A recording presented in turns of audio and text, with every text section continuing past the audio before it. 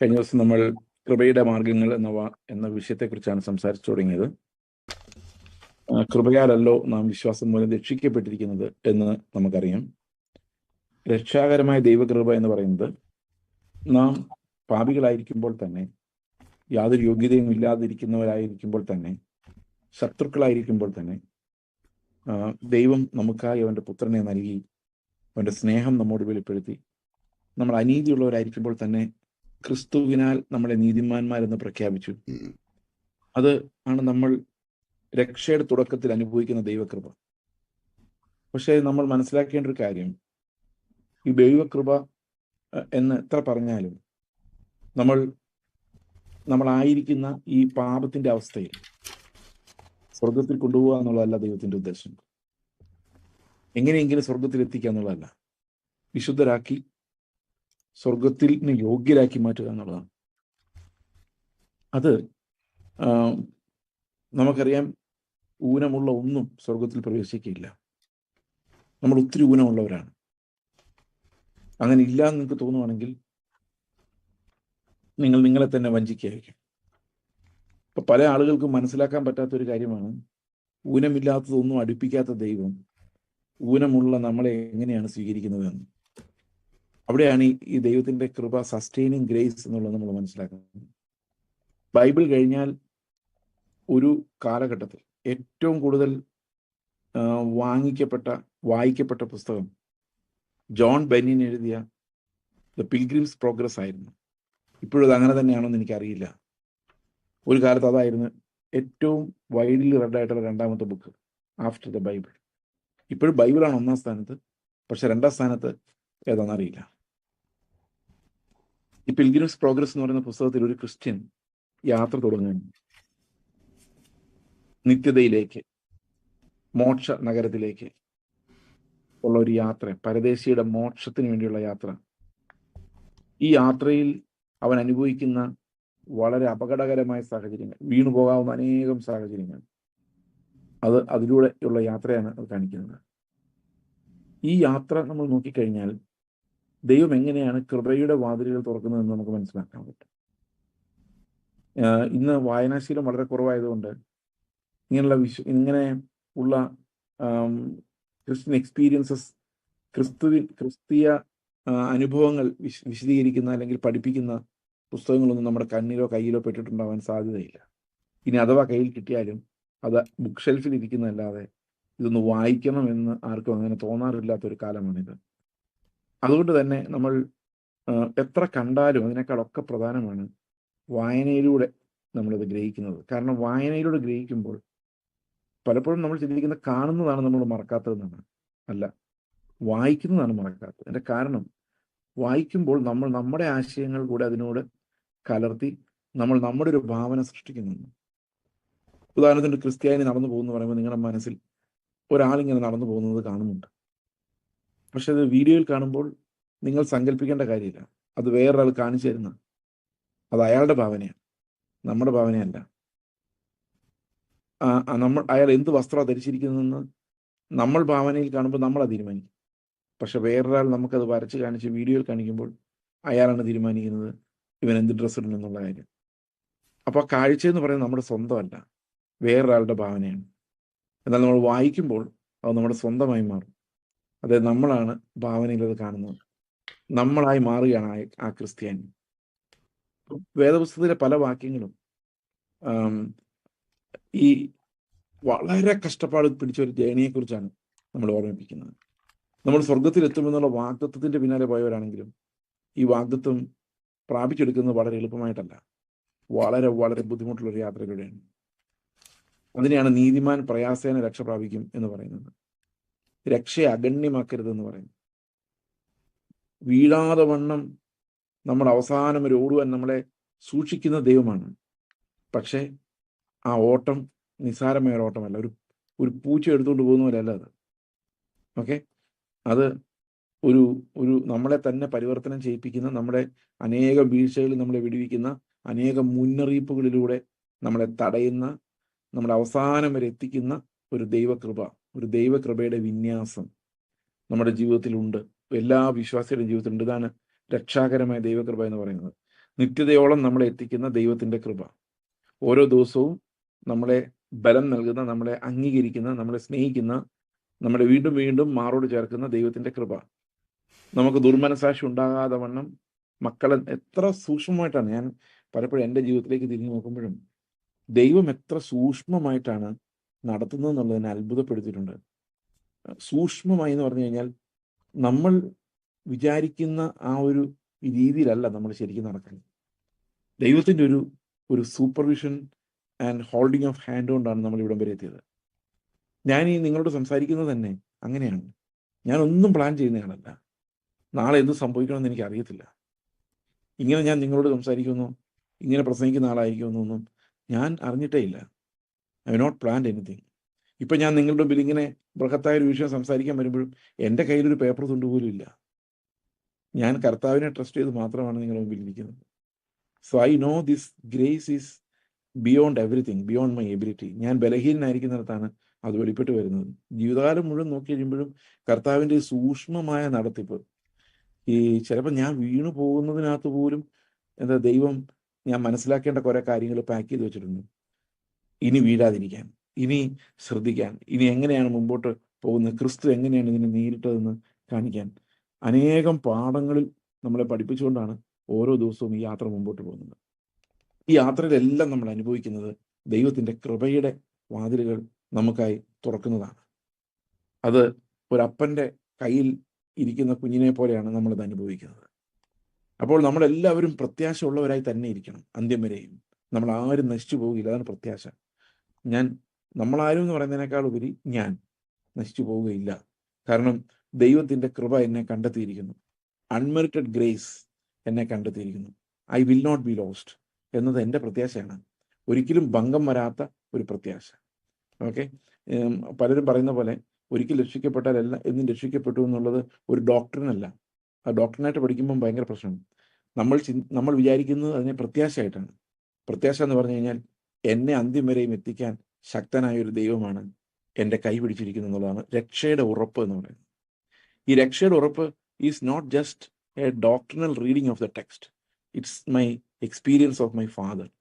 എൻ്റെ കൈ പിടിച്ചു. അപ്പോൾ ഈ ഗ്രേസ് എന്ന് പറയുന്നത് ദൈവം നമ്മളെ കൈവിടുകയില്ല എന്നുള്ളൊരു ബോധ്യമാണ്.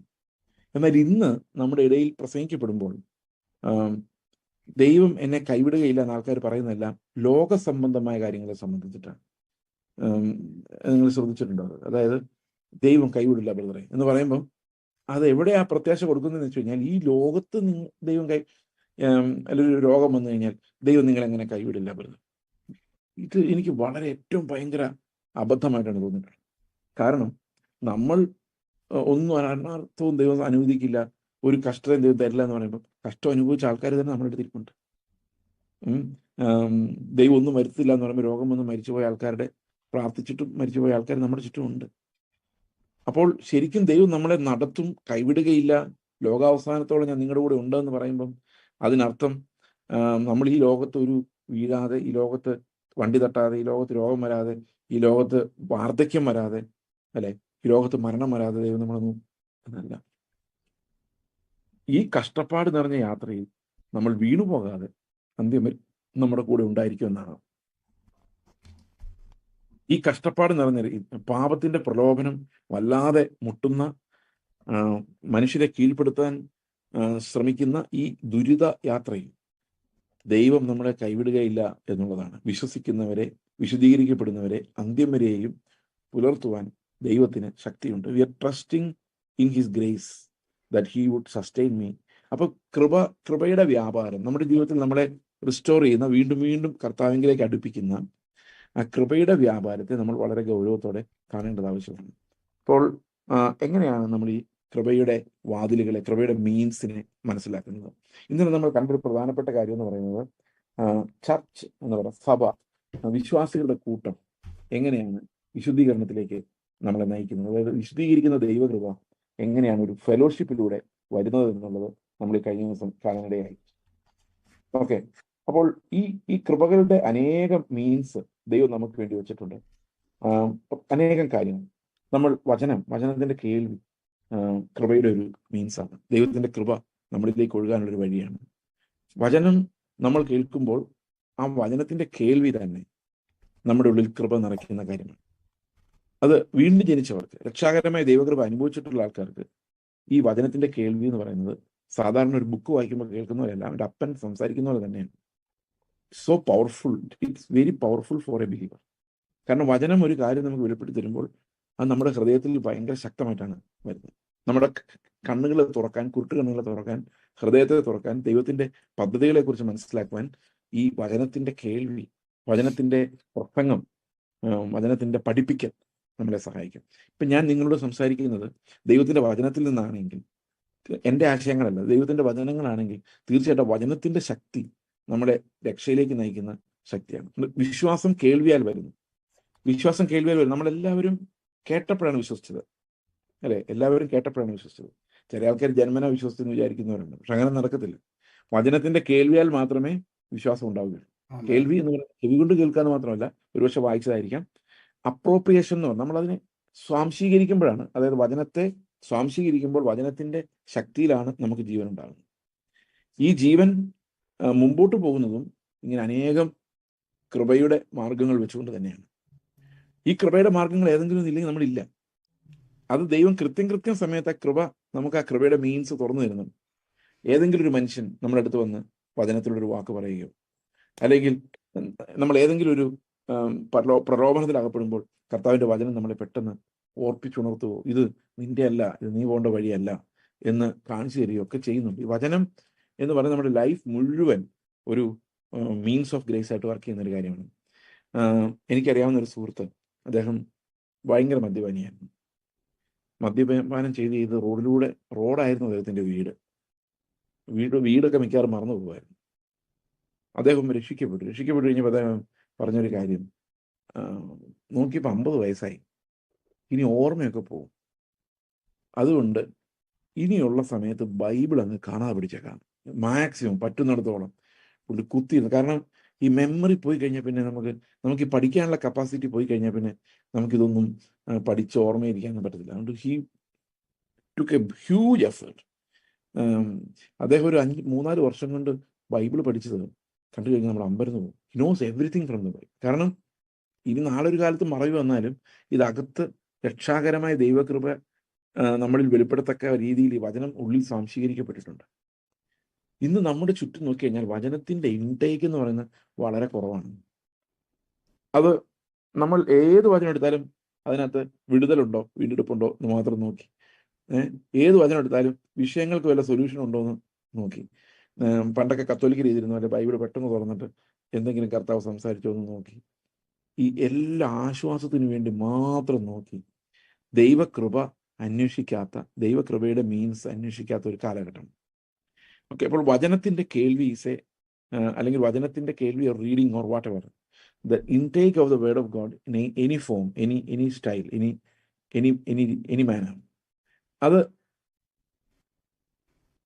അത് തീർച്ചയായിട്ടും ഒരു കൃപയുടെ വാതിലാണ്. ഈ കൃപയുടെ വാതിലായിട്ട് നമ്മളത് മനസ്സിലാക്കണം. അതുകൊണ്ടാണ് എപ്പോഴും ഒത്തിരി പേരുണ്ട് പറയാറുണ്ട്, ബൈബിൾ വായിച്ചിട്ടൊന്നും മനസ്സിലാകുന്നില്ല. കഴിഞ്ഞ ദിവസം ഒരാളുണ്ട് പറഞ്ഞു, ബൈബിൾ വായിച്ചിട്ടൊന്നും മനസ്സിലാകുന്നില്ല, അതുകൊണ്ട് വായിക്കുന്നില്ല. ഞാൻ ഇത്രയും സിമ്പിൾ ആയിട്ടൊരു പുസ്തകം വായിച്ചിട്ട് മനസ്സിലാക്കുക. അതായത് ഇതിന് സിമ്പിൾ ആയിട്ടൊരു പുസ്തകം ഇല്ല. ഏറ്റവും ലളിതമായിട്ട് എഴുതിയിരിക്കുന്ന ഒരു പുസ്തകമാണ്. വിതയ്ക്കാൻ പുറപ്പെട്ടു, അല്ലെങ്കിൽ സമരക്കാരൻ്റെ, ഇതൊക്കെ മനസ്സിലാക്കാൻ എന്താ ഇരിക്കുന്നത്? So simple. അപ്പൊ എന്തുകൊണ്ടാണ് ഇത് മനസ്സിലാത്തത്?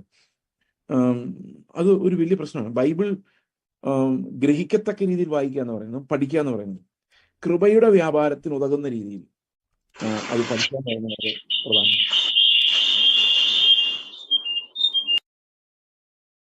ഓക്കെ, അപ്പോൾ ഈ വചനത്തിന്റെ പഠിപ്പിക്കൽ നമ്മുടെ സഭകളിൽ, ഞാൻ സാധാരണ എപ്പോഴും പറയാറുള്ള കാര്യമാണ്, പുതിയ നിയമത്തിൽ നിന്ന്, ലേഖനങ്ങളിൽ നിന്ന് നമ്മുടെ രക്ഷയെ സംബന്ധിക്കുന്ന വചനങ്ങൾ നമ്മൾ വീണ്ടും വീണ്ടും ഓർക്കുകയും പഠിക്കുകയും ചെയ്യേണ്ടത് ആവശ്യമാണ്.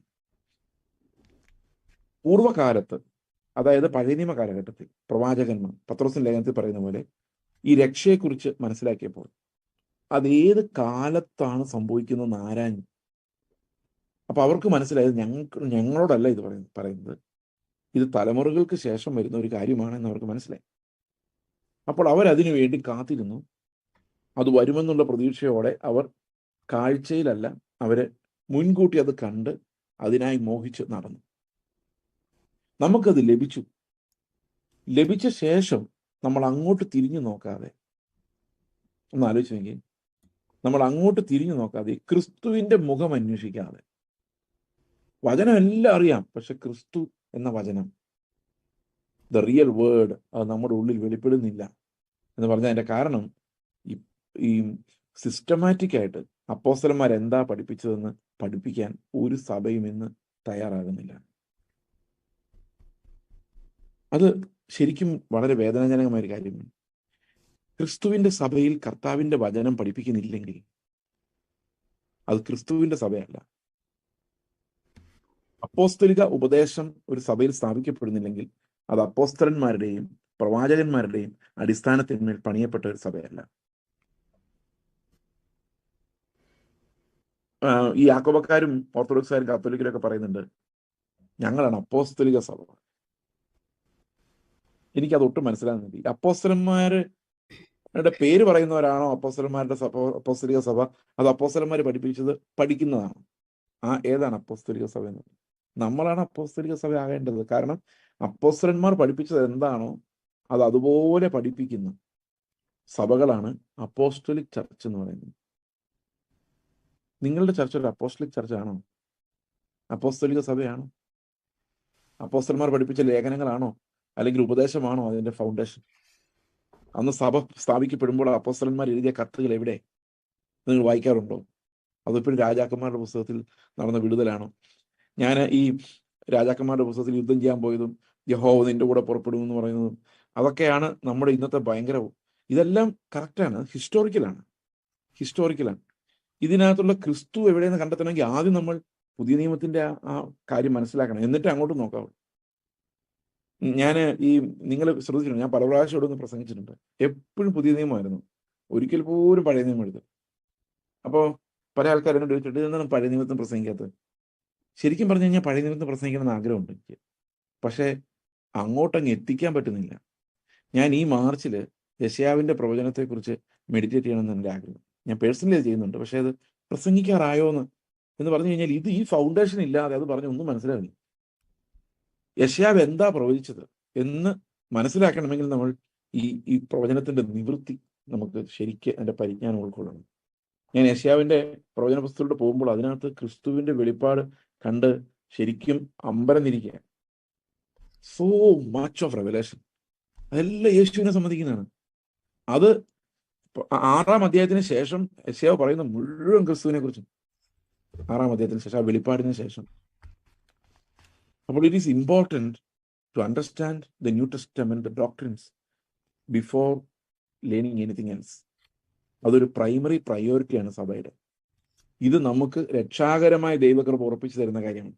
ഒരു വാക്ക് ഞാൻ എക്സാമ്പിളായിട്ട്, ഈ രക്ഷാകരമായ സസ്റ്റെയിനിങ് ഗ്രേസ്, നമ്മളെ രക്ഷയിൽ സസ്റ്റെയിൻ ചെയ്യുന്ന ദൈവകൃപ അതെന്താണ് എന്ന് നമുക്ക് വായിക്കാൻ വേണ്ടി ഒരു വേദഭാഗം നമുക്ക് വായിക്കാം. ഒരു എക്സാമ്പിളായിട്ട് എബ്രായ ലേഖനം 10-ാം അധ്യായത്തിന്റെ 19 മുതലുള്ള വാക്യങ്ങൾ ഞാൻ വായിക്കാം കേട്ടോ. അത് നിർത്തി വായിക്കണം, അതിന് വേണ്ടിയാണ്. എവിടെ നിർത്തണമെന്ന് ഞാൻ തീരുമാനിക്കാൻ വേണ്ടിയാണ്. Okay, sorry. എബ്രായ ലേഖനം 10-ാം അധ്യായത്തിന്റെ 19-ാം വാക്യം. അതുകൊണ്ട് ഞാൻ വായിക്കാം. അതുകൊണ്ട് സഹോദരന്മാരെ, യേശു തന്റെ ദേഹം എന്ന തിരശ്ശീലയിൽ കൂടി നമുക്ക് പ്രതിഷ്ഠിച്ച ജീവനുള്ള പുതുവഴി, അത് ഫൗണ്ടേഷൻ. ആലോചിച്ച് വയ്ക്കാം വചനം എങ്ങനെ ബിൽഡാകും. ജീവനുള്ള പുതുവഴിയായി തന്റെ രക്തത്താൽ വിശുദ്ധ മന്ദിരത്തിലേക്കുള്ള പ്രവേശനത്തിന് ധൈര്യവും ദേവാലയത്തിലൊരു മഹാപുരോഹിതനും ഉള്ളത് കൊണ്ട് നാം ദുർമനസാക്ഷി നീങ്ങുമാറ് ഹൃദയത്തിൽ തളിക്കപ്പെട്ടവരും ശുദ്ധവെള്ളത്താൽ ശരീരം കഴുകപ്പെട്ടവരുമായി വിശ്വാസത്തിന്റെ പൂർണ്ണ നിശ്ചയം പൂണ്ട് പരമാർത്ഥ ഹൃദയത്തോടെ അടുത്ത് ചെല്ലുക. ഇതെന്തെല്ലാമാണ് ഈ വാക്യം നമ്മളെ പഠിപ്പിക്കുന്നത്? നമുക്കൊന്നു എങ്ങനെയാണ് ഈ വചനം വർക്ക് ചെയ്യുന്നത്?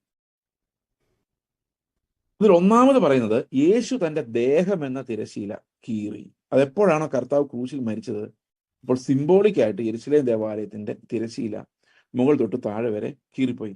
താഴോട്ട് മുകളിലായിരുന്നെങ്കിൽ മനുഷ്യൻ കീറി എന്ന് പറയാമായിരുന്നു. But it was God who was doing it. അത് മുകളിൽ നിന്ന് താഴോട്ട് വലിച്ചു കീറി കളഞ്ഞു.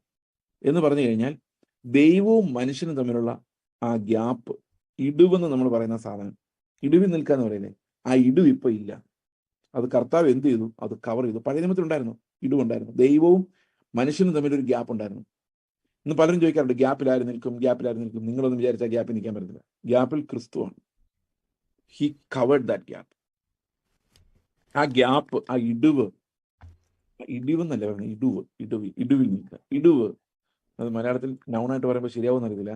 അവിടെ യേശു കർത്താവ് എന്ത് ചെയ്തു? മനുഷ്യനും ദൈവവും തമ്മിലുള്ള ആ തിരശീല, അതിൻ്റെ ഉണ്ടായിരുന്ന ഗ്യാപ്പ് എടുത്തു കളഞ്ഞു. ഇനി നമുക്ക് ഒരു മധ്യസ്ഥന്റെയോ ഒരു പുരോഹിതന്റെയോ ഒരു പാസ്റ്ററുടെയോ ആവശ്യമില്ല. എന്തിന്? ദൈവത്തെ കാണാൻ, ദൈവത്തെ അനുഭവിക്കുവാൻ മക്കൾ കടന്നു ചെല്ലാൻ ഒരു മതത്തിന്റെ മറ ഇനി ആവശ്യമില്ല. അതെന്താ ചെയ്ത്? മതത്തെ ലോകത്തിൽ നിന്ന് മുഴുവൻ തകർത്ത് കളഞ്ഞു. There is no need of religion. Religion എന്ന് പറയുന്നത് മനുഷ്യൻ ദൈവത്തെ അന്വേഷിക്കുന്നതാണ്. എന്നാൽ ഇതാ കർത്താവ് മനുഷ്യനെ അന്വേഷിച്ച് വന്നിരിക്കുന്നു. അവനെ തന്നെ ക്രൂശിൽ വെളിപ്പെടുത്തിയതോടുകൂടി ഈ മതത്തിന്റെ ദൈവാന്വേഷണം ആവശ്യമില്ല. അതാണ് ദേഹം എന്ന തിരശീല കീറി എന്നുള്ളതിനാൽ, ആ ജീവന്റെ പുതുവഴി തുറന്നു എന്നുള്ളതിനാൽ നമ്മൾ മനസ്സിലാക്കുന്നത്, any one who has faith can walk through that gate. ആർക്കു വേണമെങ്കിലും അതിലെ കടന്നു ചെല്ലാവുന്ന രീതിയിൽ ഈ സ്വർഗത്തിന്റെ ഡോർ തുറന്നു എന്നുള്ളതാണ്. ഇത് നമ്മുടെ രക്ഷയുടെ തുടക്കമാണ്. നമ്മൾ കർത്താവിന്റെ അടുത്തേക്ക് കടന്നു ചെല്ലുന്നു, അതിവിശുദ്ധ സ്ഥലത്തേക്ക് കടന്നു ചെല്ലുന്നു. അത് ദൈവം തന്നെ നമുക്ക് തുറന്ന ജീവന്റെ പുതുവഴിയായി നമ്മൾ അത് അനുഭവിക്കും. അടുത്ത വാക്യം വരുമ്പോൾ ഈ വാക്യത്തിന്റെ ഡെപ്താണ് ഞാൻ ഒരു വാക്യം എങ്ങനെയാണ് നമ്മുടെ കൃപയിൽ സസ്റ്റെയിൻ ചെയ്യുന്നതെന്ന്. അടുത്ത വാക്യം, നമുക്ക് പ്രതിഷ്ഠിച്ച ജീവനുള്ള പുതുവഴിയായി. ഈ ജീവനുള്ള പുതുവഴി എന്ന് ആലോചിക്കുക. ഒരു വഴിക്ക് ജീവൻ ഉണ്ടാവുക എന്ന് പറഞ്ഞാൽ എന്താ അർത്ഥം? ജീവനുള്ള ആൾക്കാർ നടന്നു പോകുന്നു, ഈ വഴിക്ക് ജീവൻ ഉണ്ടാവുക എന്ന് പറഞ്ഞാൽ എന്താ? ജീവനുള്ള പുതിയ വഴി. ഈ വഴി എന്ന് പറയുന്നത് ശരിക്കും ആത്മാവ് നമുക്ക് കാണിച്ചു തരുന്നതാണ്. പരിജ്ഞാനത്തിന്റെ വഴിയാണ്. ആത്മാവിന് മാത്രമേ ഈ വഴി കാണിച്ചു തരാൻ പറ്റുള്ളൂ. നമ്മൾ ഇവിടെ നിന്ന് അടുത്ത സ്ഥലത്തേക്ക് പോകുന്ന വഴിയെക്കുറിച്ചായിരിക്കും ആലോചിക്കുന്നത്. പക്ഷെ ഈ വഴി അങ്ങനത്തെ വഴിയല്ല. ഈ വഴി എന്ന് പറയുന്നത് പരിജ്ഞാനത്തിന്റെ ഒരു വഴിയാണ്. അതായത് നമ്മൾ ഇവിടെ ജീവിക്കുമ്പോൾ, ഇവിടെയുള്ള യാഥാർത്ഥ്യങ്ങൾ ജീവിക്കുമ്പോൾ തന്നെ ആത്മാവിന് ഇതിനെക്കുറിച്ചെല്ലാം വേറെ ഒരു ചിന്തയാണത്. നിങ്ങൾ ഈ പ്രസംഗത്തെ കാണുന്ന പോലെ അല്ലായിരിക്കും ആത്മാവ് കാണുന്നത്. നിങ്ങളുടെ ചുറ്റുമുള്ള ഒരാൾ, അടുത്തിരിക്കുന്ന ഒരാളെ നിങ്ങൾ അനലൈസ് ചെയ്തിരിക്കുന്ന പോലെ അല്ല ആത്മാവ് അനലൈസ് ചെയ്തിരിക്കുന്നത്. നമ്മുടെ ജീവിത സാഹചര്യങ്ങളെ നമ്മൾ എങ്ങനെയാണ് അനലൈസ് ചെയ്തിരിക്കുന്നത്, അങ്ങനെയല്ല ദൈവത്തിന്റെ ആത്മാവ് അനലൈസ് ചെയ്ത് വെച്ചിരിക്കുന്നത്. അപ്പൊ ജീവനുള്ള പുതുവഴിയിലേക്ക് നമ്മൾ പ്രവേശിക്കുമ്പോൾ ഈ ആത്മാവ് നമുക്ക് പറഞ്ഞു തരുന്ന ഒരു കാഴ്ചപ്പാടാണ് ഈ ജീവനുള്ള പുതുവഴി എന്ന് പറയുന്നത്. ആത്മാവ് എന്ത് ചെയ്യുന്നു? ജീവിപ്പിക്കുന്നു. ആ ആത്മാവ് നമുക്ക് ക്രിസ്തുവിന്റെ കാഴ്ചപ്പാടിനെയാണ് പറഞ്ഞു തരുന്നത്. എങ്ങനെയാണ് ദൈവം ഈ സാഹചര്യത്തെ കാണുന്നത്? ഒരു എക്സാമ്പിൾ പറഞ്ഞാൽ, നമുക്ക് പ്രിയപ്പെട്ട ഒരാൾ മരിച്ചു പോയി. നമ്മൾ എങ്ങനെയാണ് ആ സന്ദർഭത്തെ കാണുന്നത്? അയ്യോ പോയല്ലോ, ഇനി കാണാൻ പറ്റത്തില്ലല്ലോ എന്നല്ലേ കാണുന്നത്? അങ്ങനെയല്ലേ ചിന്തിക്കുന്നത്? അങ്ങനെ നമുക്ക് ചിന്തിക്കാൻ പറ്റുള്ളൂ. ചില ആൾക്കാർ വലിയ വീരവാദം അടിക്കാറുണ്ട്, മരിച്ചാൽ അങ്ങനെ കരയില്ല ബ്രദറെ, അത് ദൈവത്തിന്റെ അടുത്തേക്കല്ലേ പോയത്. ഞാൻ പറയുന്നത് ശരിക്കും കരയണമെന്ന് തന്നെയാണ്. കാരണം സ്തെഫാനോസ് മരിച്ചപ്പോൾ എല്ലാവരും കരയുന്നു. അയ്യോ കരയല്ലേന്ന് ആരും പറഞ്ഞു. അവർ വലിയൊരു പ്രലാപം കഴിച്ചു നിൽക്കും. അതെന്താന്ന് വെച്ച് കഴിഞ്ഞാൽ, നമ്മുടെ പിള്ളേർ ദൂരദേശത്ത് പോകുമ്പോൾ നമുക്ക് വിഷമം തോന്നും, സങ്കടം തോന്നും. അയ്യോ ഇനി എത്ര നാൾ കഴിഞ്ഞാൽ കാണുന്നത്. ഇനി ആ വിരഹം നമുക്ക് തീർച്ചയായിട്ടും ഉണ്ട്. നമുക്ക് ഫിസിക്കൽ ബോഡിയിൽ കാണാൻ പറ്റും. അതാണ് പൗലോസ് പറഞ്ഞത്, അവൻ എന്തെങ്കിലും സംഭവിച്ചാൽ എനിക്ക് ദുഃഖത്തിന്മേൽ ദുഃഖമായി പോകുമോ. അപ്പൊ ശരിക്കും പറഞ്ഞു കഴിഞ്ഞാൽ മരണത്തിനൊരു ദുഃഖിക്കാനുള്ള റൈറ്റ് നമുക്കുണ്ട്, ശരിയല്ലേ? പക്ഷെ ദൈവത്തെ നോക്കിക്കേ, ദൈവത്തിന് ഈ മരണം ഒരു ദുഃഖമല്ല. എന്തുകൊണ്ട് ദുഃഖമല്ല? കാരണം ആത്മാവ് വേറെ രീതിയിലാണ് ഇതിനെ കാണുന്നത്. നമ്മൾ കാണുന്ന പോലെയല്ല ആത്മാവ് കാണുന്നത്. ലോകത്തിലുള്ള നമ്മൾ അനുഭവിക്കുന്ന ഏത് പ്രതിസന്ധിയും, സാമ്പത്തികമായാലും ആരോഗ്യപരമായാലും അല്ലെങ്കിൽ ജോലി സംബന്ധമായാലും എന്തിനെക്കുറിച്ചായാലും ദൈവത്തിന്റെ ആത്മാവിനൊരു കാഴ്ചയുണ്ട്. ആ കാഴ്ചയല്ല നമ്മുടെ കാഴ്ച. അപ്പൊ ആ ജീവനുള്ള വഴി എന്ന് പറയുന്ന ആത്മാവ് എങ്ങനെ കാണുന്നു ഈ കാര്യങ്ങൾ എന്നുള്ളത് എനിക്ക് മനസ്സിലാക്കി കിട്ടുന്നത് ഈ ജീവനുള്ള പുതുവഴിയിലാണ്. അതായത് there is continuous ministry of the Holy Spirit in that narrow gate. അങ്ങനെയാണ് അത് ജീവനുള്ള വഴിയായി മാറുന്നത്. അവിടെ ജീവനാണ് ഞാൻ ആത്മാവിലൂടെ അനുഭവിക്കുന്നത്, ദ ലൈഫ് ഓഫ് ക്രൈസ്റ്റ്. നമ്മൾ ആത്മാവിന്റെ പല കൃപാവരങ്ങളെ കുറിച്ചും പറയുന്നുണ്ട്. പക്ഷെ അതെല്ലാം പറയുന്നതിന് മുമ്പ് നമ്മൾ പറയേണ്ട ഒരു കാര്യം, ദ സ്പിരിറ്റ് ഗീവ്സ് ലൈഫ് എന്നുള്ളതാണ്. ആത്മാവ് നമുക്ക് ക്രിസ്തുവിന്റെ ജീവനെ നൽകുന്നു. The life of Christ. അതാണ് ഏറ്റവും വലിയ ട്രഷർ. കർത്താവെ, നിന്റെ ജീവൻ എനിക്ക് ജീവിക്കാൻ ഈ മണ്ണിൽ ഞാൻ നടക്കുമ്പോൾ യേശുവിന്റെ ജീവൻ ജീവിക്കാൻ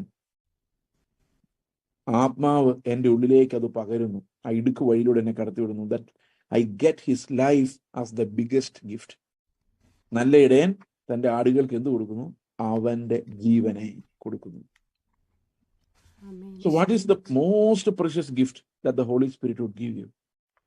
It is the life of the Son. പുത്രത്വം, പുത്രന്റെ ജീവൻ, പുത്രത്വത്തിന്റെ ആത്മാവ്, വാഗ്ദത്തത്തിന്റെ ആത്മാവ്. It is grace, കൃപയാൽ ലഭിക്കുന്നത്, കൃപയുടെ വഴിയാണ്. ഓക്കെ. എന്നിട്ട് അതിന്റെ താഴെ പറഞ്ഞിരിക്കുകയാണ്, ജീവനുള്ള പുതുവഴിയായി. ജീവനുള്ളൊരു വഴി, ജീവനില്ലാത്ത നശിച്ചു പോകുന്ന വഴികളല്ല, ജീവനുള്ളൊരു വഴി, ക്രിസ്തുവിന്റെ വഴി, ക്രിസ്തുവാകുന്ന വഴി. He is that way. ആ പരിജ്ഞാനമാണ് യേശു കർത്താവ് ശിഷ്യന്മാരോട് പറയുന്ന ഒരു കാര്യമുണ്ട്. നിങ്ങൾ ആകുലപ്പെടരുത് എന്ന് പറഞ്ഞിട്ട്. യോഹന്നാന്റെ സുവിശേഷം 14 അധ്യായത്തിലാണ് അതുള്ളത്. യോഹന്നാൻ 14 നമുക്കൊന്ന് എടുക്കാം. ഈ വഴി എന്താന്ന് കാണിക്കാൻ വേണ്ടി 14 വാക്യത്തിൽ 8 വാക്യത്തിൽ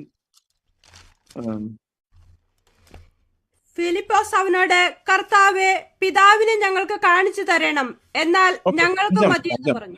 5 വാക്യം. തോമസ് അവനോട്, കർത്താവേ, നീ എവിടെ പോകുന്നെന്ന് ഞങ്ങൾ അറിയുന്നില്ല, പിന്നെ വഴി എങ്ങനെ അറിയുമെന്ന് പറഞ്ഞു. ഓക്കെ. കർത്താവ് പറഞ്ഞു, ഞാൻ പോയിട്ട് വരാം, ഞാൻ പോയിട്ട് നിങ്ങൾക്ക് സ്ഥലം ഒരുക്കിയിട്ട് വരാം. അപ്പൊ 2000 വർഷം കഴിഞ്ഞ് പോയിട്ട് ഇതുവരെ എന്തായിട്ടില്ല?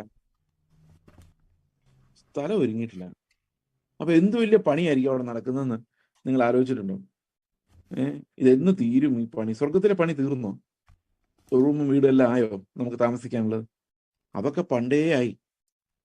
അവിടെ എന്താ പറഞ്ഞിരിക്കുന്ന? ആദ്യത്തെ വാക്യത്തിൽ, 2 വാക്യത്തിൽ, എന്റെ പിതാവിന്റെ ഭവനത്തിൽ അനേകം വാസസ്ഥലങ്ങളുണ്ട്.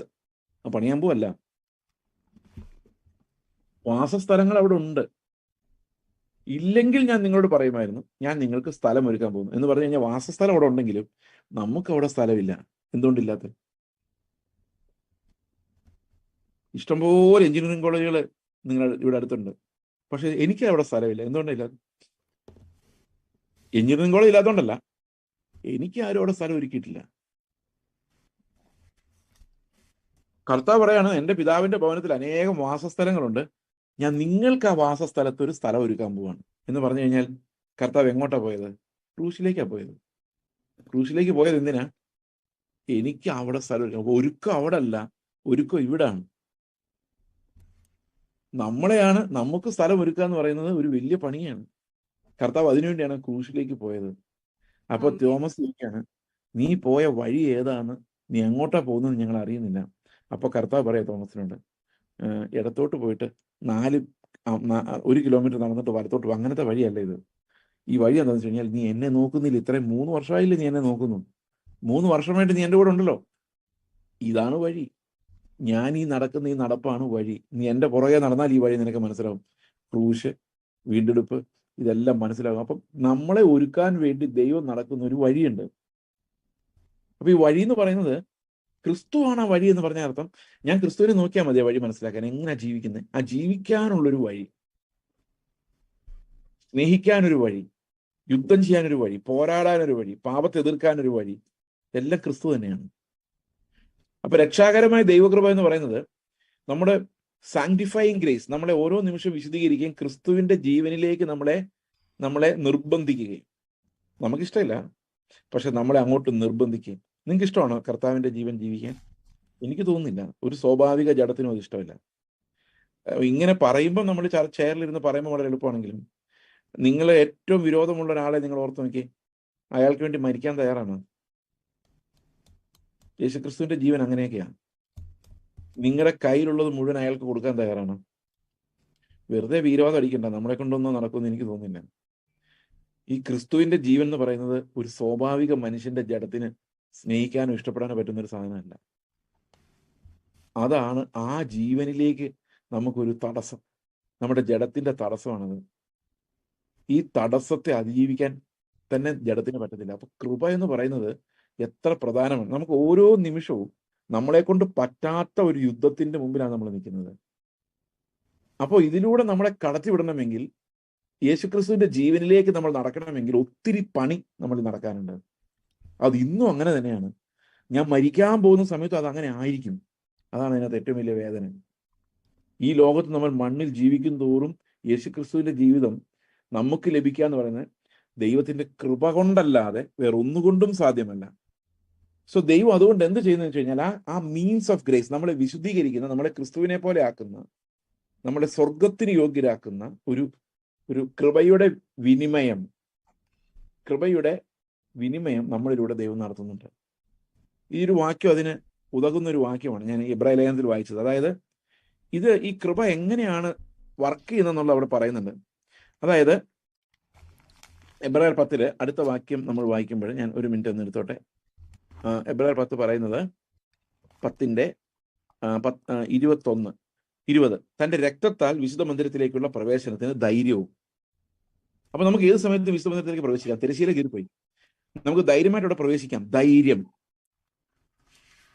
ഓക്കെ, അത് നമ്മൾ മിടുക്കരായതുകൊണ്ടല്ല, നമ്മൾ ഭയങ്കര നീതിമാന്മാരായതുകൊണ്ടല്ല. 2 കാരണങ്ങളാണ് നമുക്ക് ധൈര്യമുള്ളത്. ഒന്ന്, യേശുവിന്റെ രക്തം നമുക്ക് വേണ്ടി ഗുണകരമായി അവിടെ സംസാരിക്കുന്നു. അതാണ് നമ്മുടെ ധൈര്യം.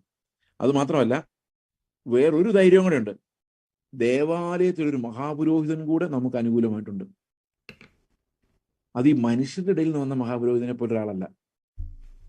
അവൻ ബലഹീനനാണ്, മനുഷ്യരുടെ ഇടയിൽ നിന്ന് വന്നത്. പക്ഷെ ഇത് ബലഹീനതകളെ ജയിച്ച, നമ്മുടെ ബലഹീനതകളൊന്നുമില്ലാത്ത ദൈവം തന്നെയായ ഒരു മഹാപുരോഹിതൻ നമുക്ക് അനുകൂലമായി ഈ സ്വർഗത്തിലെ വിശുദ്ധ മന്ദിരത്തിലുണ്ട്. അവിടെ അവന്റെ രക്തത്താൽ അവൻ നമുക്കൊരു യാഗം കഴിച്ചിട്ടുണ്ട്. ഇതാണ് വചനം നമ്മളോട് പഠിപ്പിക്കുന്നത്, വചനം നമ്മളോട് പറയുന്നത്. ഇത് ഭയങ്കര അഷുറൻസ് ആണ്. എന്നാൽ അതുകൊണ്ട് ഞാൻ എന്ത് ചെയ്യും? ഞാൻ ദുർമനസാക്ഷി വിട്ട്, ദുർമനസാക്ഷി എന്നുള്ള വാക്ക് സൈക്കോളജിക്കലി ഒത്തിരി ഇന്റർപ്രറ്റ് ചെയ്യാൻ പറ്റുന്ന ഒരു വാക്കാണ്. ദുർമനസാക്ഷി എന്ന് പറയുന്നൊരു ഒരിക്കലും സോൾവ് ആകാത്ത ഗിൽറ്റാണ്. ഗിൽറ്റ്, ന്യൂറോട്ടിക് ഗിൽറ്റ് എന്ന് പറയും. അതായത് ഗിൽറ്റ് കൂടി അതൊരു ന്യൂറോസിസിലേക്ക് എത്തിയിരിക്കുന്നു. I am a sinner, I am unworthy എന്ന് എൻ്റെ ഉള്ളത്തിൽ ഇരുന്ന് പറഞ്ഞുകൊണ്ടിരിക്കുകയാണ്. ദൈവം എന്നെ കൈവിട്ടു. ഈ കൃപയുടെ വാതിലുകളൊന്നും ഞാൻ കാണുന്നില്ല. ചിലർക്കാർ അങ്ങനെ പറഞ്ഞിട്ട്, ദൈവം എനിക്ക് വേണ്ടി ഒന്നും ചെയ്യുന്നില്ല ബ്രദർ, എന്നെ കൈവിട്ടെന്ന് തോന്നുന്നു. Is not seeing the doors of grace, means of grace. നിങ്ങൾ ആരെങ്കിലും അങ്ങനെ പറയുന്നുണ്ടെങ്കിൽ ഓർത്തോണം. കാരണം എന്താണെന്നറിയോ? ഈ കൃപയുടെ വാതിൽ കാണാത്തതുകൊണ്ടാണ്. ആ കൃപയുടെ വാതിൽ എന്ന് പറഞ്ഞാൽ കർത്താവ് തന്റെ ദേഹം എന്ന തിരശ്ശീല കീറി അതിലെ കടത്തിവിട്ട ആ വാതിൽ, നമുക്ക് എപ്പോഴും അവൈലബിൾ ആയ ആ കൃപയുടെ ഡോർ, കൃപ നമ്മൾ അനുഭവിക്കുന്ന വാതിൽ നമ്മൾ കാണുന്നില്ലെന്നുള്ളത്. അതുകൊണ്ട് പൗലോസ് അല്ല എഴുതിയ അപ്പോസ്തലൻ ആരായാലും അദ്ദേഹം പറയുന്നത് ദുർമനസാക്ഷി വിടാം. കാരണം അങ്ങോട്ട് പ്രവേശിക്കാൻ എനിക്ക് ധൈര്യമില്ല എന്ന് പറയരുത്. ഇന്ന് പല ആൾക്കാർക്കും കർത്താവിന് വേണ്ടി പ്രാർത്ഥിക്കാൻ പോലും ധൈര്യമില്ല. അതിന് പാസ്റ്റർ വരണം, അല്ലെ പ്രാർത്ഥിച്ച് ശരിയാവില്ല. കാരണം ഈ വിശുദ്ധ മന്ദിരത്തിലേക്ക് പ്രവേശിക്കാൻ പറ്റുമെന്ന് ഉള്ളൊരു ചിന്തയില്ല. നിങ്ങൾ ആലോചിക്കുക, എത്ര കഷ്ടമാണ്.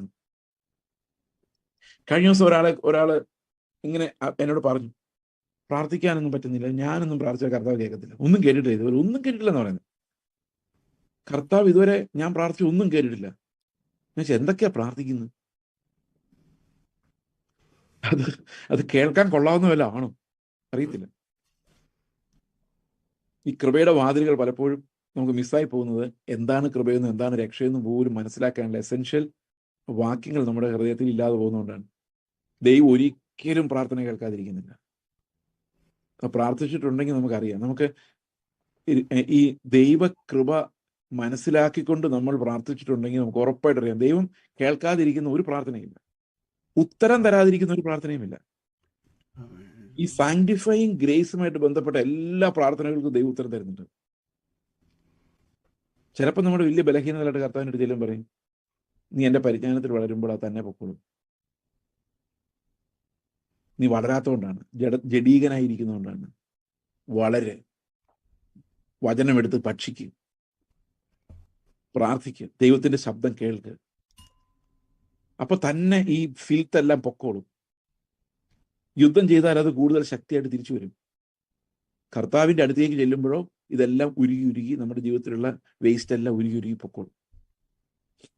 ഇപ്പൊ ഇവിടെ പറയുന്നത് നമുക്ക് വിശുദ്ധ മന്ദിരത്തിലേക്കുള്ള ധൈര്യമുള്ളത് കൊണ്ട് നമ്മൾ ദുർമനസാക്ഷി വിട്ട്, ഈ ദുർമനസാക്ഷി ഉള്ളിടത്ത് സംഭവിക്കുന്ന ഒരു അപകടം എന്ന് പറയുന്നത് നമ്മൾ ഒരിക്കലും ദൈവത്തിൻ്റെ അടുത്ത് ചെല്ലാൻ കോൺഫിഡൻസ് ഇല്ലാത്തവരും അകന്നകന്നു പോകുന്നവരായിരിക്കും. അപ്പൊ നമ്മുടെ ഉള്ളിൽ ഗിൽറ്റ് ഉണ്ടാക്കുന്നത് സാത്താനാണ്. നീ പാപിയാണ്, നീ ഗുണമില്ലാത്തവനാണ്, അക്യൂസറാണ്. He accuses you. കർത്താവ് പറഞ്ഞു, നിങ്ങൾ വാടാ, നിനക്ക് വേണ്ടിയാണ് ഞാൻ ഇത് ഒരുക്കി വെച്ചിരിക്കുന്നത്. നീ പാപിയാന്ന് അറിഞ്ഞുകൊണ്ടാണ് ഞാൻ നിന്നെ വിളിച്ചത്. നിന്നെ രക്ഷിക്കാൻ വേണ്ടിയാണ് ഈ പാപത്തിൽ നിന്ന്. അപ്പോൾ നമ്മളെ പാപത്തിന്റെ ശക്തിയിൽ നിന്ന് രക്ഷിക്കാൻ വേണ്ടി ഈ കൃപയുടെ മീൻസ്, കൃപയുടെ മാർഗങ്ങൾ ദൈവം നമുക്ക് തുറന്നു തരുന്നു എന്നുള്ളതാണ് നമ്മൾ മനസ്സിലാക്കേണ്ടത്. അപ്പോൾ ഈ കൃപയുടെ വാതിലുകളെ നമ്മള് സാധാരണ നമ്മുടെ ജീവിതത്തിൽ അനുഭവിക്കുന്ന കൃപയുടെ വിവിധങ്ങളായ അവസ്ഥകൾ അത് നമുക്ക് രണ്ട് രീതിയിൽ കാണാം. ഒന്ന്, ചർച്ച് എന്ന് ഞാൻ ആദ്യം പറഞ്ഞു, പിന്നെ വേർഡ് ഓഫ് ഗോഡ് എന്നുള്ള കാര്യം പറഞ്ഞു. ഇത് രണ്ടും നമ്മുടെ രക്ഷയുടെ തുടക്കത്തിൽ തന്നെ നമ്മൾ അനുഭവിച്ചു തുടങ്ങേണ്ട കാര്യമാണ്. A church life is very very important. Church അല്ല ഇമ്പോർട്ടൻറ്റ്, ചർച്ച് ലൈഫാണ്. ചർച്ച് ഉണ്ടായാൽ പോരാ, ഒരു ചർച്ച് ലൈഫ് ഉണ്ടാകണം. ഒരു സഭാ ജീവിതം നമുക്കുണ്ടാകണം. ഈ സഭാ ജീവിതത്തിന്റെ പ്രത്യേകത പരസ്പരം പെർഫെക്റ്റ് അല്ലാത്ത ആളുകൾ ഒന്നിച്ചു വസിക്കുന്ന ഒരു സ്ഥലമാണ് സഭ. ഒരു വിവാഹം അങ്ങനെ തന്നെയാണ്. ദൈവം സ്ഥാപിച്ച രണ്ട് ഇൻസ്റ്റിറ്റ്യൂഷൻസ് രണ്ടും കൃപയുടെ വാതിലുകൾ തന്നെയാണ്, മീൻസ് ഓഫ് ഗ്രേസ് തന്നെയാണ്. കാരണം ഒരു വിവാഹം, നമ്മൾ പലപ്പോഴും ഈ വിവാഹ ചടങ്ങുകൾക്ക് പ്രസംഗിക്കാൻ പലപ്പോഴും എന്നെ വിളിക്കാറുണ്ട്. അപ്പം ഈ കല്യാണത്തിന് പ്രസംഗിക്കുക എന്ന് പറയുന്നത് ഏറ്റവും ടഫ് എന്ന് ആൾക്കാരുണ്ട് പറയാറുണ്ട്. കാരണം എന്നും പ്രസംഗിക്കാൻ ഒരു കാര്യം തന്നെയുള്ളൂ. എന്താണ്? ആദിയിൽ ദൈവം മനുഷ്യനെ സ്ത്രീയും പുരുഷനുമായി സൃഷ്ടിച്ചു, അവർ ഒരു ശരീരമായി തീരും. പിന്നെ എന്താണ്? Efesyർ 5:22 സ്ത്രീ എപ്പോഴും ഭർത്താവിന് കീഴടങ്ങിയിരിക്കണം. പാസ്റ്റർമാരെല്ലാം പുരുഷന്മാരായതുകൊണ്ട് ഇത് കേൾക്കുമ്പോഴേ സ്ത്രീകൾക്ക് വിഷമം തോന്നും. ഓക്കെ, ഇങ്ങനെയുള്ള കുറെ കാര്യങ്ങളാണ്. നമ്മൾ എല്ലാ പ്രസംഗത്തിനും ഇതുണ്ടായേ പറ്റുള്ളൂ. ഞാൻ ഈ കഴിഞ്ഞ ദിവസം ഒരു കല്യാണത്തിന് പ്രസംഗിച്ചിട്ട് ഇറങ്ങുമ്പോൾ എൻ്റെ മനസ്സിൽ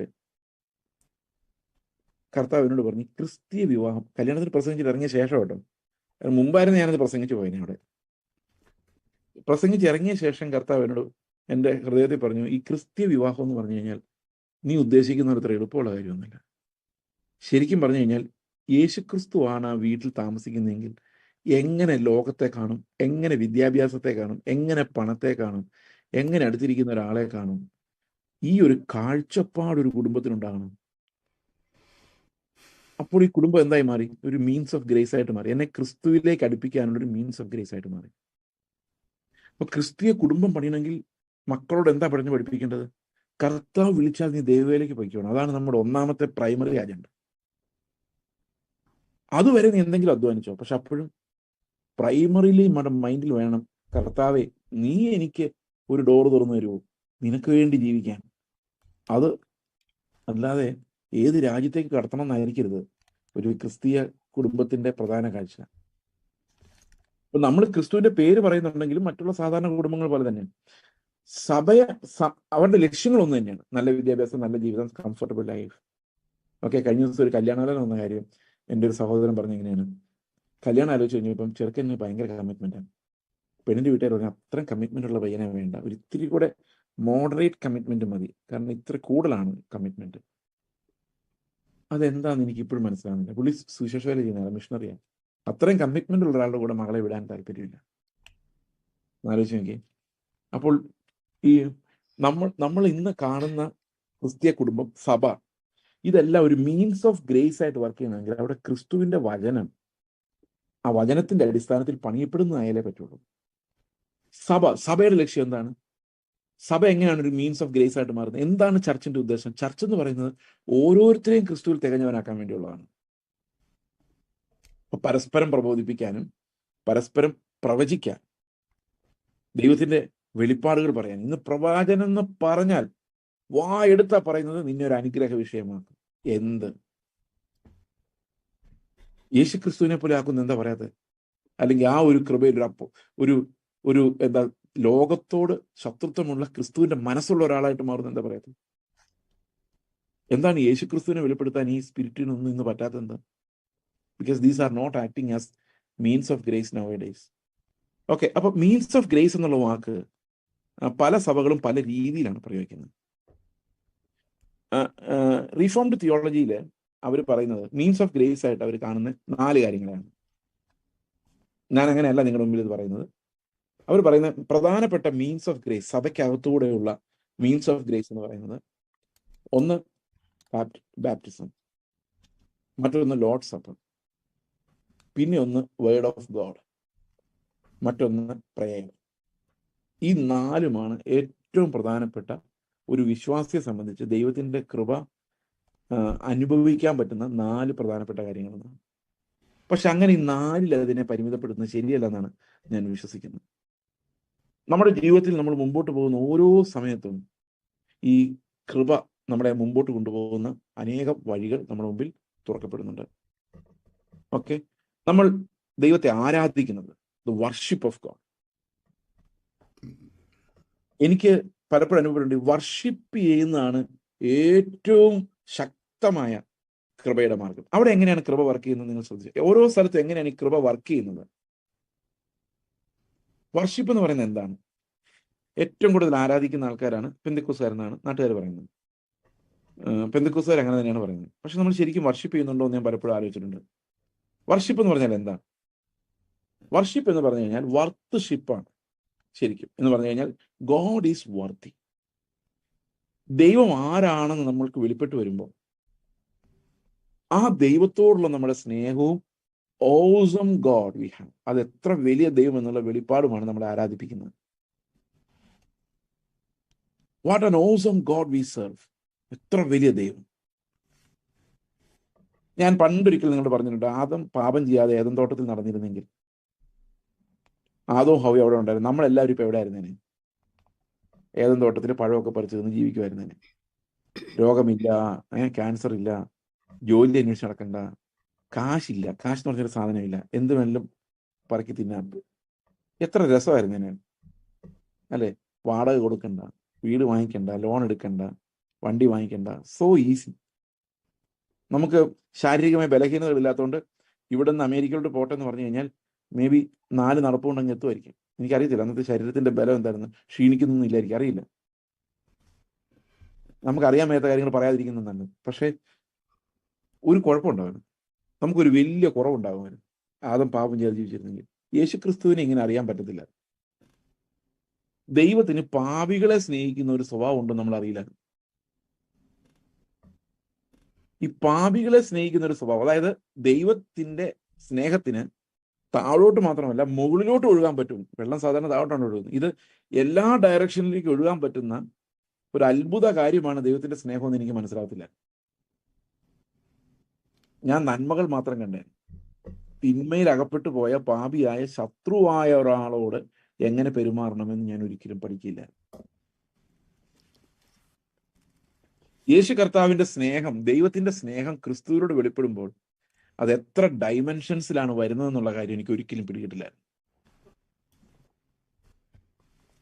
അതുകൊണ്ട് ക്രിസ്തുവിന്റെ സ്നേഹം എന്ന് പറയാം. അപ്പൊ നമ്മളെ സംബന്ധിച്ച് ആദമിനേക്കാളും ഹവ്വയേക്കാളും അവർ പാപം ചെയ്യാതിരുന്നാൽ എങ്ങനെയാകുമായിരുന്നോ അതിനേക്കാളും വലിയൊരു സ്പിരിച്വൽ സ്റ്റേറ്റിലേക്കാണ് ദൈവം നമ്മളെ വിളിക്കുന്നത്. ക്രിസ്തുവിന്റെ സ്വഭാവത്തിന്റെ പങ്കാളിത്തത്തിലേക്കാണ്. അവിടെ ദൈവത്തെ നമ്മൾ വർഷിപ്പ് ചെയ്യുന്നത് എങ്ങനെയെന്നറിയാം? കർത്താവേ, നിന്നെക്കുറിച്ച് ഇത്രയും വലിയൊരു റെവലേഷൻ നീ എനിക്ക് തന്നു. എന്നെ പോലൊരു പാപിയെ അന്വേഷിച്ച് നീ മണ്ണിലൂടെ നടന്നു, വേർത്ത് ദാഹിച്ചു വിശന്ന് എന്നെ അന്വേഷിച്ച് നീ നടന്നു. നിനക്കതിൻ്റെ ഒരു ആവശ്യമില്ലായിരുന്നു. ഞാനൊരു ശത്രുവും പാപിയുമായിരുന്നു, പക്ഷെ നീ എന്നെ വിട്ടില്ല. നീ എനിക്ക് വേണ്ടി മരിച്ച് നിന്റെ മകനാക്കിയ ശേഷവും എൻ്റെ സ്വഭാവം നിന്നെ വേദനിപ്പിച്ചിട്ടുണ്ട്. ഞാൻ നിന്നെ നോക്കാതെ ലോകത്തെ നോക്കിയവനാണ്. ഞാൻ എങ്ങനെ സമ്പത്തുണ്ടാക്കാമെന്ന് ആഗ്രഹിച്ച് നിന്നെ അതിനായി ഉപയോഗിച്ചു. നിന്റെ നാമത്തെ ഞാൻ വൃഥാ എടുത്ത് പ്രയോഗിച്ചു. പക്ഷെ അപ്പോഴും നീ എന്നെ വിട്ടില്ല. കരുണ കാണിച്ചു, പിന്നെയും പുറകെ വന്നു, ഉപദേശിച്ചു, തല്ല് തന്നു. ഇപ്പൊ ഞാൻ അനുഭവിക്കുന്ന ഒരു ഭയങ്കര പ്രൊട്ടക്റ്റീവ് ഗ്രേസ് ഉണ്ട്, കൃപയുടെ ഒരു സംരക്ഷണം. ഞാൻ കർത്താവിനോട് പറയാണ്, ഞാൻ നിന്റെ മഹത്വത്തെ കാണുന്നത് എന്നോടുള്ള നിന്റെ സ്നേഹത്തെ നീ ക്രൂശിൽ വെളിപ്പെടുത്തിയതിലൂടെയും ഇന്ന് എനിക്ക് കൃപാസനത്തിലേക്ക് പ്രവേശിക്കുവാൻ ഒരു നല്ല മഹാപുരോഹിതനായി നീ അവിടെ എനിക്ക് വേണ്ടി എഴുന്നേറ്റ് നിന്റെ രക്തത്താൽ എനിക്ക് വേണ്ടി വാദിക്കുന്നത് ഓർക്കുമ്പോൾ my heart says, O Lord, what an awesome God you are. നീ എന്തു വലിയ ദൈവമാണ്. ഇതാണ് വർഷിപ്പ്.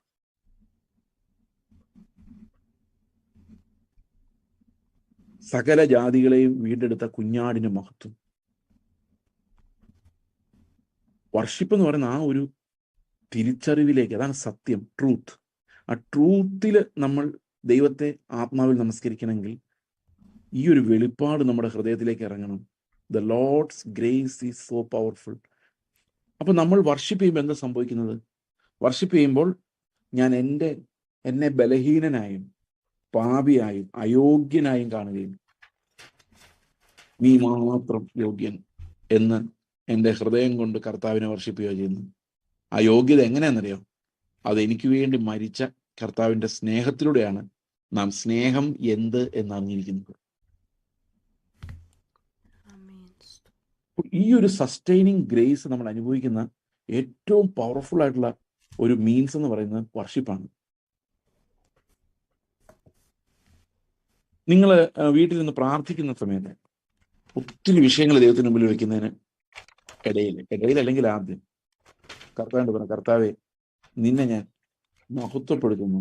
എത്ര വലിയവനായിട്ട് എന്നെ രക്ഷിച്ചതിന്, എന്നെ ഈ മണ്ണിൽ നശിച്ചു പോകാതെ നിത്യമായി നിന്റെ കൂടെ താമസിക്കാൻ സ്വർഗത്തിലെ ആളാക്കി എന്നെ മാറ്റിയതിന്, ആ ഒരു അവകാശം എനിക്ക് തന്നതിന്, നിന്റെ മെറിറ്റ് മാത്രമായതുകൊണ്ട്, നിന്റെ യോഗ്യത മാത്രമായതുകൊണ്ട്, നീ മാത്രം ആരാധനയ്ക്ക് യോഗ്യനായതുകൊണ്ട്, രക്ഷ കുഞ്ഞാടിന്റെ ദാനമായതുകൊണ്ട് ഞാൻ നിന്നെ സ്തോത്രം ചെയ്യുന്നു, ഞാൻ നിന്റെ മഹത്വത്തെ കാണുന്നു, ഐ വർഷിപ്പ് യു എന്ന് പറയുമ്പം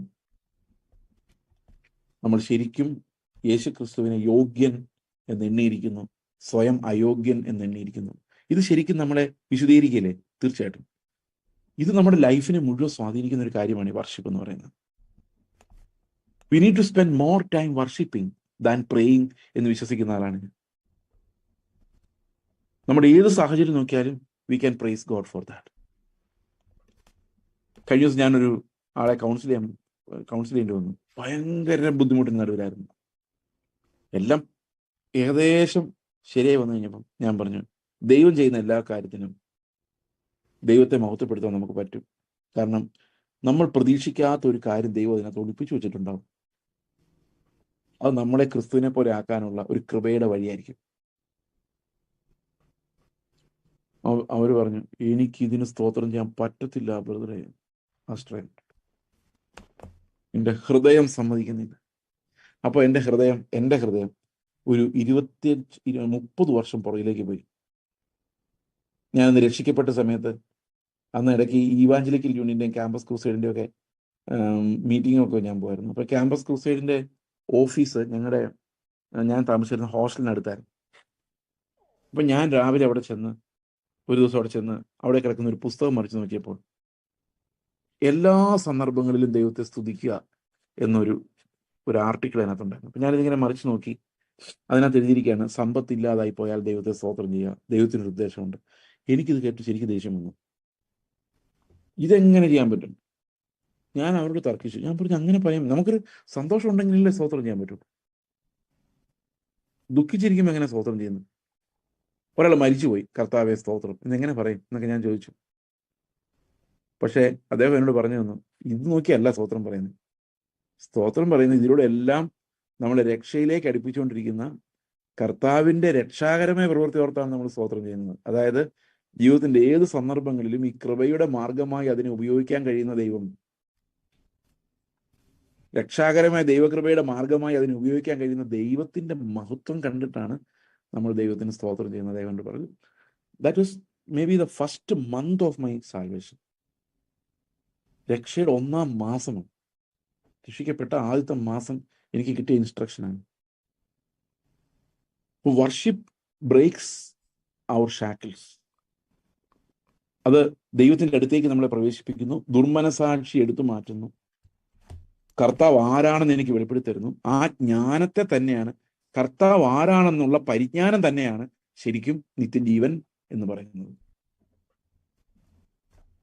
അപ്പോൾ നമ്മുടെ ചുറ്റുമുള്ള കൃപയുടെ മാർഗങ്ങളെ, ദൈവം വെച്ചിരിക്കുന്ന കൃപയുടെ മാർഗങ്ങൾ എത്ര ഗൗരവത്തോടെ നമ്മൾ കാണണമെന്ന് ഈ എബ്രായ ലേഖനം പഠിക്കുമ്പോഴാണ് ഏറ്റവും കൂടുതൽ ശക്തമായിട്ട് നമ്മുടെ മുമ്പിലേക്ക് വരുന്നത്. ദൈവം നമ്മളെ വിശുദ്ധീകരിക്കാൻ വേണ്ടി അനേകം മാർഗങ്ങൾ വെച്ചിട്ടുണ്ട്, അനേകം ആൾക്കാരെ വെച്ചിട്ടുണ്ട്.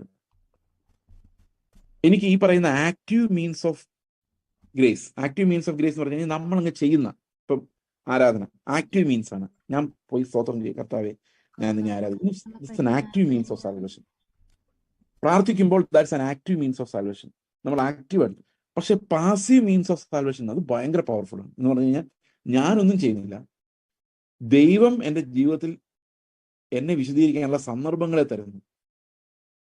ഇപ്പൊ ഉദാഹരണത്തിന് ഒരു കുടുംബ ജീവിതത്തിനകത്തുണ്ടാകുന്ന സ്ട്രഗിൾസ്, എന്തിനു വേണ്ടിയാണ് ആ സ്ട്രഗിൾസ് ഉണ്ടാകുന്നത്? ക്രിസ്തുവിനെ പോലെ പ്രതികരിക്കാൻ എന്നെ പഠിപ്പിക്കാൻ വേണ്ടിയാണ്. അത് ഞാൻ സ്ട്രഗിൾ ഉണ്ടാക്കുന്നതല്ല, ദൈവം അനുവദിക്കുന്നത്. എന്തിനാ? യേശു ക്രിസ്തുവിനെ പോലെ പ്രതികരിക്കാൻ രണ്ടുപേരും പഠിപ്പിക്കാൻ വേണ്ടിയാണ്. പാസീവ് മീൻസ് ഓഫ് ഗ്രേസ് അത് ഭയങ്കര പവർഫുൾ ആണ്. നമ്മൾ വണ്ടി ഓടിച്ചുകൊണ്ട് പോകുന്നു, ഇന്ത്യയിലെ സ്ഥിതി ആട്ടോ, അമേരിക്കയിലെ സ്ഥിതി എനിക്കറിയത്തില്ല. വണ്ടി ഓടിച്ചുകൊണ്ട് പോകുന്നു, ഒരുത്തിന് ഇടതുവശത്തോടെ കട്ട് ചെയ്ത് മുട്ടിയില്ല എന്നുള്ള രീതിയിൽ പോകുന്നു. നമുക്ക് ആ ഒരു ഡ്രൈവിംഗ് കാണുമ്പോൾ ദേഷ്യം വരുന്നു. അവിടെ വലതുവശത്തോടെ കട്ട് ചെയ്താലായിരിക്കും ദേഷ്യം വരുന്നത് അമേരിക്കയിൽ. എന്തിനാണ് അവനെ അങ്ങനെ ദൈവം വിടാൻ അനുവദിച്ചതെന്ന് ചോദിച്ചു കഴിഞ്ഞാൽ അവനെ സ്നേഹത്തോടെ നോക്കാൻ എന്നെ പഠിപ്പിക്കാൻ വേണ്ടിയാണ്. പാടാണ്. ഈ പാസീവ് മീൻസ് ഓഫ് സാങ്ക്ടിഫിക്കേഷൻ എന്ന് പറയുന്നത് നമ്മൾ ആഗ്രഹിക്കുന്ന കാര്യങ്ങളല്ല സംഭവിക്കുന്നത്, നമുക്ക് ഇഷ്ടമില്ലാത്ത കാര്യങ്ങൾ സംഭവിക്കും. ഒരുത്തം വന്ന് ഉരസിക്കൊണ്ടങ്ങ് പോയി, കാറിന്റെ റിയർ മിറർ തെറിച്ചു പോയി. എന്ത് തോന്നുന്നു നിങ്ങൾക്ക്?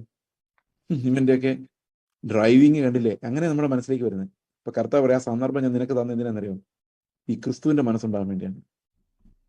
എന്ത് കഷ്ടപ്പാടാന്ന് ആലോചിച്ചത്.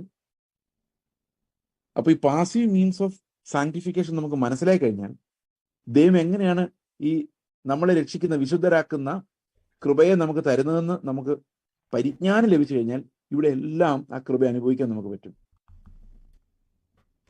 ഡ്രൈവിംഗ് അതിന് പറ്റിയ പരിപാടിയാണ്, ഇന്ത്യയിൽ പ്രത്യേകിച്ച്.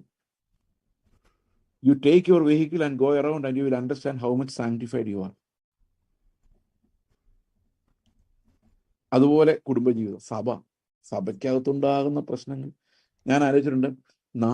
നാട്ടിൽ ഇത്തരം പ്രശ്നമില്ല. നാട്ടിൽ ഒരു സഭയ്ക്കകത്തുണ്ടാകുന്ന പ്രശ്നം ആ നാട്ടിലില്ല. നാട്ടുകാരെല്ലാം എത്ര സ്നേഹമായി താമസിക്കും, പക്ഷെ സഭയ്ക്കകത്ത് കർത്താവിനെ അറിയുന്ന വിശ്വാസികൾക്ക് പറ്റുന്നില്ല. അപ്പൊ ഞാൻ കുറെ ആലോചിച്ചു, എന്തുകൊണ്ടാണ് ഇത് ഇങ്ങനെ സംഭവിക്കുന്നത്? ചെറുപ്പകാലങ്ങൾ വരെയുള്ള കൂട്ടുകാർ ഇപ്പോഴും കൂട്ടുകാരാണ്, ഒരു വഴക്കുമില്ല. എനിക്കൊരു സുഹൃത്തുണ്ട്, ഞങ്ങൾ ഒന്നിച്ച് ബൈബിൾ കോളേജ് CMS കോളേജ് പഠിച്ച സുഹൃത്താണ്. അദ്ദേഹം ബൈബിളൊക്കെ വായിക്കുന്ന ഒരാളാണ്, പക്ഷെ ചർച്ചിൽ പോകാൻ പുള്ളിക്ക് താല്പര്യമില്ല. He was born A Hindu. എത്ര വർഷമായാലും അതങ്ങനെ തന്നെയാണ്. ഇപ്പോഴും ഞങ്ങൾ ഭയങ്കര സ്നേഹമാണ്, സൗഹൃദമാണ്. കഴിഞ്ഞ വർഷം 7 ദിവസത്തേക്ക് അദ്ദേഹം ഇന്ത്യയിൽ വന്ന് 5 ദിവസവും ഞങ്ങളുടെ വീട്ടിലായിരുന്നു. ഒരു പ്രശ്നമില്ല. വിശ്വാസികൾ തമ്മിലാണ് തൊട്ടാലും പിടിച്ചാലും പ്രശ്നം. എന്താ കാര്യം എന്ന് വെച്ച് കഴിഞ്ഞാൽ നമുക്ക് പരസ്പരം ഭയങ്കര പ്രതീക്ഷകളാണ്. വിശ്വാസിയില്ലേ, ചേസ് പാസ്റ്റർ എന്താ പ്രസംഗം, അപ്പൊ ഭയങ്കര പ്രതീക്ഷ. നമ്മളെല്ലാം സാമാന്യ മനുഷ്യരാന്നുള്ള ചിന്തയില്ല.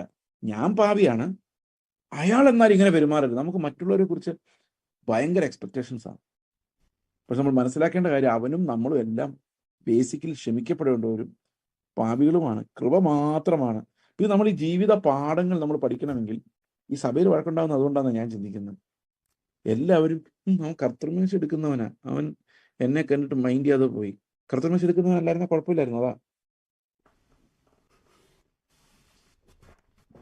അപ്പൊ ഇങ്ങനെയുള്ള സഹോദരങ്ങളെ നമ്മുടെ ചുറ്റും തരുന്നത് എല്ലാം ഈ വിശുദ്ധീകരണത്തിന് വേണ്ടിയുള്ള കൃപ നമ്മളിലേക്ക് വ്യാപരിക്കാൻ വേണ്ടിയാണ്. ഇത് ജീവിതത്തിന്റെ ഓരോ സന്ദർഭങ്ങളിലേക്ക് ഇറങ്ങി വരുന്നതിനെയാണ് ആത്മനിറവുള്ള ജീവിതം എന്ന് പറയുന്നത്. അല്ലാതെ പെട്ടെന്നൊരു പാട്ട് വരുമ്പോഴേക്കും അന്യഭാഷ വരുന്നതല്ല ആത്മനിറവുള്ള ജീവിതം. അത് നമുക്ക് ദൈവം തന്നിരിക്കുന്ന ഒരു ദാനം, അത് നമുക്ക് ചെയ്യാം. പക്ഷെ ആത്മനിറവുള്ള ജീവിതം എന്ന് പറഞ്ഞാൽ അതല്ല. ആത്മനിറവുള്ള ജീവിതം എന്ന് പറഞ്ഞാൽ നമുക്ക് ഏത് സമയത്ത് ജീവനുള്ള പൊതുവഴി, ആത്മാവ് കാണിച്ചു തരുന്ന ആ ഇടുക്കു വഴിയിലൂടെ പ്രവേശിക്കാനും അവിടെ ജീവിക്കാനും ആവശ്യമായ കൃപ കണ്ടെത്തുക എന്നുള്ളതാണ്. പിന്നെ മീൻസ് ഓഫ് ഗ്രേസ് കൊണ്ട് നമ്മൾ ചില മീൻസ് ഓഫ് ഗ്രേസ് ഇങ്ങനെ റാൻഡം ആയിട്ട് ഇന്ന് നമ്മൾ ചർച്ച ചെയ്തു. ഓക്കെ, ഈ നമ്മുടെ ഈ പെറിലസ് യാത്ര, വളരെ പെറിലസ്, ഏത് സമയത്തും വീണു പോകാവുന്ന ഒരു യാത്രയാണ് നമ്മുടെ യാത്ര. അതിനുള്ള മുന്നറിയിപ്പുകളെല്ലാം ഉണ്ട്. നമ്മുടെ ലൈഫ് കർത്താവിൽ എത്തുന്നവരെ ഏത് സമയത്തും വീണു പോകാവുന്ന, അതുപോലെ പാപത്തിന്റെ പ്രലോഭനം ഉണ്ടാകുന്ന ഒരു യാത്രയാണ്. പക്ഷെ ദൈവത്തിന്റെ കൃപയുടെ വഴികളാണ് നമ്മളെ നിലനിർത്തിക്കൊണ്ടിരിക്കുന്നത്. അന്ത്യം വരെ എത്തിക്കുന്നത് ദൈവത്തിന്റെ കൃപകളുടെ വഴിയാണ്. ആ വഴി വളരെ സൂക്ഷ്മമായി നമ്മൾ കരുതിക്കൊള്ളേണ്ടത് ആവശ്യമാണ്. ഈ കൃപയുടെ വഴികൾ ഇല്ലെങ്കിൽ നമ്മൾ പണ്ടേ തീർന്നേനെ.